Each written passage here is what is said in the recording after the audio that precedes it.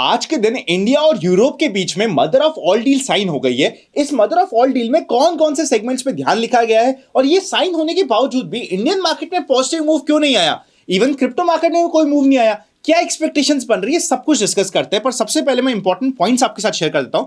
देखिए, इस डील में बहुत सारे पहलू पे डिस्कशन हुआ है, पर जो इंपॉर्टेंट है आपको जानने के लिए वो मैं डिस्कस कर देता हूं। सबसे पहला, इंडिया और यूरोप में सिक्योरिटी ऑफ इंफॉर्मेशन एग्रीमेंट यहां पे होने वाला है। मतलब जितनी भी क्लासिफाइड इंफॉर्मेशन है, इंपॉर्टेंट डेटा है, इवन अगर किसी ने इंडिया से बाहर पैसा रखा है उनका भी डेटा इंडियन गवर्नमेंट को, और इंडियन गवर्नमेंट यूरोप का अगर किसी ने पैसा इंडिया में कर रखा है वो डेटा भी वहां पे देना, मतलब प्रॉपर शेयरिंग ऑफ डेटा यहां पे स्टार्ट हो जाएगा। सेकेंड इंपॉर्टेंट पॉइंट आया है towards 2030 joint India EU comprehensive strategic agenda. मतलब एक प्रॉपर एजेंडा बनाया जाएगा कि 2030 तक किस तरीके से दोनों की दोनों बड़ी बड़ी पावर जो आज के दिन वर्ल्ड की हो रही है वो किस तरीके से काम करेगी। जीडीपी वाइज देखा गया है तो वर्ल्ड की रफली 25% ऑफ द जीडीपी की यहां पे डील हो चुकी है। तो यहां पे किस तरीके से दोनों साथ में मिलाते हुए एक दूसरे को सपोर्ट करते हुए काम करेंगे उस पर बात करी गई है।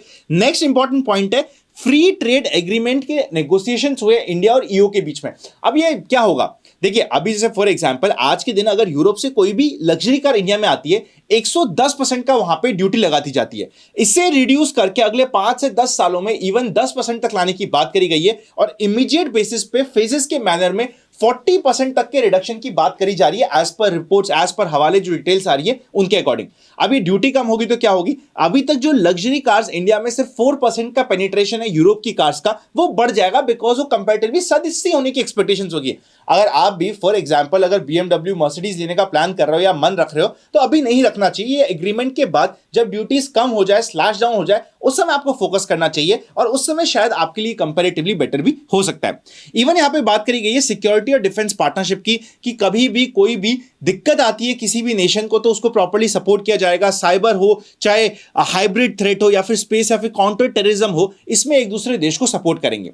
अब ये सारी बातचीत हुई, इतनी अच्छी बात हुई, मोदी जी ने पोस्ट किया, इवन वहां के भी प्रेसिडेंट ने सबने पोस्ट किया, तो ये इंपैक्ट मार्केट में क्यों नहीं दिखा? 2-3 कारण है। सबसे पहले डील हो गई, बहुत अच्छी बात है, मदर ऑफ ऑल डील्स हो गई, बहुत अच्छी बात है। मतलब इस मदर ऑफ ऑल डील में अभी तक फूफा जी का क्या रिएक्शन होगा वो नहीं पता। जब तक वो रिएक्शन, सॉरी आप में से अगर कोई नहीं समझा फूफा जी कौन है तो कमेंट में जाके मुझे बता दीजिएगा, एटलीस्ट हमारे बाकी लोगों को भी पता चले कि पूरी वर्ल्ड इकोनॉमिक्स के फूफा जी कौन है। अब आप सोच के देखिए, मैं बता भी नहीं रहा कौन है फूफा जी। अब सपोज करते हैं फूफा जी की इच्छा होगी, उन्होंने कहीं पे जाके कुछ ट्वीट कर दिया और कुछ और बात कर दी। अब फूफा जी का रिएक्शन क्या है इस डील्स में, तब उसके ऊपर डिपेंड करेगा मार्केट में। कभी कभी क्या होता है, बहुत अच्छा एक्शन होता है पर वो अच्छे एक्शन का रिएक्शन मार्केट में आने में टाइम लगता है बिकॉज ओवरऑल वर्ल्ड का क्या रिएक्शन होगा वो इंपॉर्टेंट होता है। तो पहले फूफा जी का रिएक्शन। सेकंड, सपोज करते हैं मैंने कार का एग्जांपल लिया कि भैया इंपोर्ट ड्यूटीज कम हो जाएगी। इंपोर्ट ड्यूटीज कम हो जाएगी मतलब क्या हुआ, इंडियन कंपनीज के लिए कंपटीशन बढ़ जाएगा। कंपटीशन बढ़ जाएगा मतलब उनकी सेल्स और प्रॉफिट मार्जिन कम हो जाएंगे। अगर ऐसा होगा तो ये तो एक्चुअली में नेगेटिव है। तो हर सेक्टर पे, हर स्टॉक पे, हर सेगमेंट पे क्या इंपैक्ट होगा उसको देखने के बाद ही यहां पे रिएक्शन लिया जाएगा। इसी की तरफ से एक दूसरा इंपॉर्टेंट न्यूज आ रही है कि भैया अगर हम बात करते हैं हमारे ट्रम्प साहब की, उस ट्रम्प साहब की न्यूज को भी देख लीजिए। ट्रम्प साहब यहां पे ईरान के साथ बातचीत पे, मतलब ये क्या अटैक करने वाला है, क्या होता है ट्रम्प का, ये काफी इंपॉर्टेंट है। बिकॉज अगर ट्रम्प ने अटैक कर दिया तो फिर क्या रशिया यूक्रेन को छोड़ेगा, क्या चाइना ताइवान को छोड़ेगा? सब तो फिर all over the world confusion start हो जाएगा। सब तो वेट कर रहे हैं कि भैया कोई एक बड़ी कंट्री ऐसा कुछ स्टेप ले ले, उसके बाद हम तो ठीक है। तो अननेसेसरी कोई बीच में बोल भी नहीं रहा बहुत ज्यादा वोकल होके, पर वेट भी कर रहे हैं कि बेटा तुम करो तो सही, फिर हम बताते होता क्या है। तो इसीलिए ये ग्लोबल कंफ्यूजन के चलते हुए मार्केट्स थोड़ा सा वेट कर रहे हैं। अब मैं सबसे पहले आपको क्रिप्टो मार्केट्स का यहां पे दिखाने की कोशिश करता हूं। क्रिप्टो मार्केट ने परफेक्टली रेजिस्टेंस से फेस करके नीचे आया। सिल्वर भी बाय द वे डिस्कस करेंगे बिकॉज सिल्वर पे भी काफी इंपॉर्टेंट चीज डिस्कशन करना है।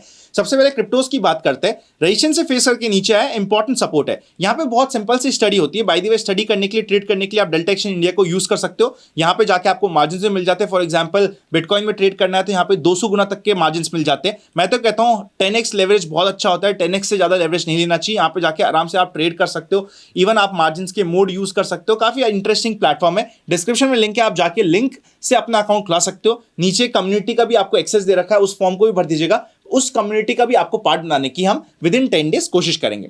अब यहां पे क्या बन रहा है, बहुत सिंपल सा है। जब तक ये रेंज में फंसा हुआ है तो रेंज के पास आए तो शॉर्ट के मौके ढूंढो, नीचे आए तो लॉन्ग के मौके ढूंढो, और डिसाइसिवली अगर कोई कैंडल नीचे की साइड कट जाए तो लॉन्ग सब काट के शॉर्ट के रिट्रेसमेंट में मौके ढूंढ के वापस से शॉर्ट करने के मौके ढूंढो, ये बनता है।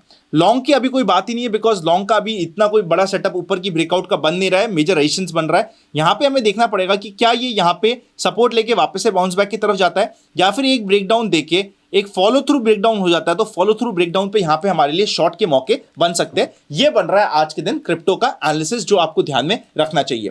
क्रिप्टो मार्केट अभी रेंज में फंसा हुआ है, तो प्रीमियम मीटिंग का काम, रेंज में फंडिंग का काम, ये अच्छा चल रहा है। अब हम बात करते हैं सिल्वर की। सिल्वर में इवन ये भी न्यूज आ रही है कि किसी एक बड़ी पार्टी ने, एक बड़ी वेल ने एक मेजर शॉर्ट किया है। उस शॉर्ट की वजह से क्या यहां पे ऐसा हो सकता है कि सिल्वर भी मार्केट में रिवर्सल हो जाए। इंटरनेशनल मार्केट में कल के दिन हुआ क्या था, मार्केट बंद था। मार्केट बंद होने के कारण कल बहुत ही क्रेजी मूव आ गया था वहां पे, मतलब इवन $115 तक चले गया था। आज की ओपनिंग में सारे के सारे गेन खत्म हो गए, पर वापस से मार्केट ऊपर की तरफ जा चुका है। तो अभी बुलिशनेस कायम है, पर अब इस बुलिशनेस में इंडिया में जब ये रेट आ रही है 360 370 तक हम पहुंच गए हैं। अब रैंडमली उड़ते तीर लेने पे लॉन्ग करने से पहले सोचिए। एसआईपी चल रही है, बहुत अच्छी बात है। रेगुलर इन्वेस्टमेंट चल रहा है, बहुत अच्छी बात है। शॉर्ट अभी करना नहीं है जब तक मार्केट में एटलीस्ट 10 डे मूविंग एवरेज की लाइन कोई तोड़ के नीचे क्लोजिंग नहीं दे देता, हम शॉर्ट कर नहीं सकते। पर लॉन्ग करने के लिए retracement is a better opportunity. अभी रैंडमली यहां पे किया एकदम, तो उसमें होगा क्या कि लेते ही कभी भी 10% 15% तो टूट ही सकता है। कभी भी टूटा तो हम फंस जाएंगे। अभी तो ऐसा हो गया है कि सिल्वर में कोई मानने को रेडी नहीं कि सिल्वर कभी टूट सकता है। कभी भी कोई भी एसेट क्लास हमेशा ऊपर चलता रहे या हमेशा नीचे आता रहे, पॉसिबल ही नहीं है। जैसे अभी कोई मानने को रेडी नहीं है कि इक्विटी मार्केट चल सकता है। भाई साहब, जब इक्विटी मार्केट चलेगा ना, आप भी यहीं पे हो, हम भी यहीं पे, हम यही बोलेंगे वहां पे कि उस समय जब सिल्वर चल रहा था तब इक्विटी अपॉर्चुनिटी दे रहा था, उस समय तो वहां पे किसी का ध्यान गया नहीं। अब जब इक्विटी चल रहा है तो अब सबको भाग भाग के आना है। इक्विटी मार्केट में आई थिंक थोड़ा टाइम लगेगा, एक दो अच्छी न्यूज लगेगी, उसके बाद वहां पे चलने का माहौल चालू होगा। बट ध्यान रखना इक्विटी मार्केट में भी at the same time is very important. I hope ये बात आप समझ रहे हो। सिल्वर और गोल्ड, देखिए अगर किसी को सेफ बेट करना है तो ऑब्वियसली गोल्ड बेटर ऑप्शन होता है। वहां पे चार्ट इतने स्ट्रेच्ड आउट नहीं है, सिल्वर के चार्ट्स काफी स्ट्रेच्ड आउट है। पर अब यहां से इवेंचुअली धीरे धीरे गोल्ड की अट्रैक्टिवनेस भी बढ़ती जाएगी, बिकॉज इंडिया में गोल्ड रफली आप मानिए 358 हो चुका है और सिल्वर हमारा यहां पे इंडिया में 362 हो गया है। मतलब 100% से ज्यादा ऊपर चल रहा है सिल्वर। जब भी ऐसा होता है उस समय सिस्टमैटिकली देखा गया है कि लंबे समय में अब गोल्ड भी वापस से अट्रैक्टिवनेस की तरफ आ जाएगा। ऑल्दो गोल्ड ऑलरेडी अच्छा परफॉर्म कर रहा है, पर इसके ऊपर अगर आप डिटेल वीडियो चाहते हो तो मुझे कमेंट कर दीजिएगा। इस अट्रैक्टिवनेस के रेशियो को हमने पहले कवर किया है, वापस से आपके साथ डिटेल में डिस्कस करने की कोशिश करेंगे। मार्केट्स की बात करते हैं। मार्केट बार बार अपनी एक जगह पर सपोर्ट लेके आ रहा है, इनसाइड कैंडल की एक्सपेक्टेशंस बना रहा है। 200 डे मूविंग एवरेज के ऊपर की क्लोजिंग विल बी इंपॉर्टेंट, उसके ऊपर ध्यान लगाया जाएगा। डील से ज्यादा ट्रम्प के स्टेटमेंट पे फोकस कीजिए। जो डील्स हो रही है इंडिया में, यूएस में, जैसे यूएस में हो क्या रहा है, कल भाई साहब यूएस ने, प्रेसिडेंट ने, ट्रम्प ने काफी अच्छी अच्छी बातें करी कि भैया इंडिया और यूएस का तो हिस्टोरिक डील रही है, हिस्टोरिक कंट्री है, बहुत पुरानी हमारे संबंध है। और भाई साहब वो अगले 2-4 दिन में फिर कुछ उल्टा पुल्टा कर देगा। अब इतनी अच्छी बातें करने के बाद, यूरोप और इंडिया की नजदीकियां देखने के बाद, लॉजिकल आदमी होता तो क्या करता है? लॉजिकल आदमी सिंपल सा जो 25% का एडिशनल टैरिफ लगाता है उसको हटाएगा। जैसे ही वो हटेगा, एक बार इंडियन मार्केट्स को अच्छा लगेगा, अच्छी स्टेबिलिटी आएगी, प्लस बजट में कुछ अगर एक दो अच्छी चीज आ गई तो कंबाइन यहां पे एक माहौल बन जाएगा। उसके ऊपर फोकस आपका रहना चाहिए।